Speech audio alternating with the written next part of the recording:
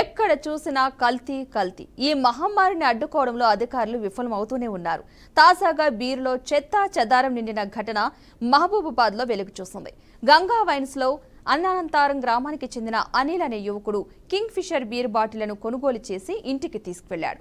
Beer బాటిళ్లను open చేస్తూ ఉండగా ఒక బాటిల్ ఒక రకంగా, మరొక బాటిల్ ఇంకో రకంగా ఉన్నాయి. దీంతో అనుమానపడ్డ యువకుడు బీరు బాటిల్ను నిశితంగా పరిశీలించాడు. బాటిల్లో చెత్త కనిపించింది. దీంతో మీడియాను ఆశ్రయించి షాపు వద్దకు వెళ్లాడు. ఇదేంటని ప్రశ్నించారు.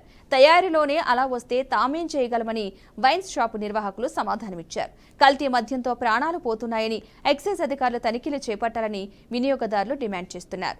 షాపుపై వెంటనే చర్యలు తీసుకోవాలని వారు డిమాండ్ చేస్తున్నారు. బంధువులు వచ్చారని ఒక బీరు తీసుకోపోదామని గంగా వైన్స్ దగ్గరికి రావడం జరిగింది.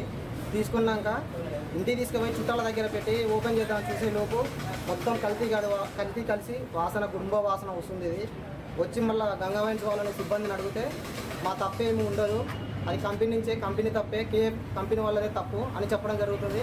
ఇలాంటి వారు తప్పించుకునే ప్రయత్నాలు చేయడం వల్ల ఇదివరకు మొన్న శ్రావణను పాష చనిపోవడం అట్లనే జరిగింది. కల్తీ మద్యం తాగి చనిపోవడం జరిగింది. వాళ్ళ ప్రాణం విలువ తిరిగి రానిది. ఇలాంటి బీర్లకు ఆశపడి తాగి యువత చెడిపోతుంది. బంధువుల కోసం తీసుకున్న బీరు ఒకవేళ వాళ్ళు తాగుంటే వాళ్ళ పరిస్థితి విషయం నుంచి చనిపోవడం జరిగితే వీడికి రావడం జరిగితే అప్పుడు ఏమనేటోళ్ళు వీళ్ళు సీల్ తీసి ఉన్నవి, మీరు ఎక్కడ కల్తీ కలిపిరు అని మమ్మల్ని మీద తోయడం జరుగుతుంది. ఇంతవరకు ఈ బీర్ సీల్ తీయలేదు. ఈ బీరుకు తేడా చూడండి.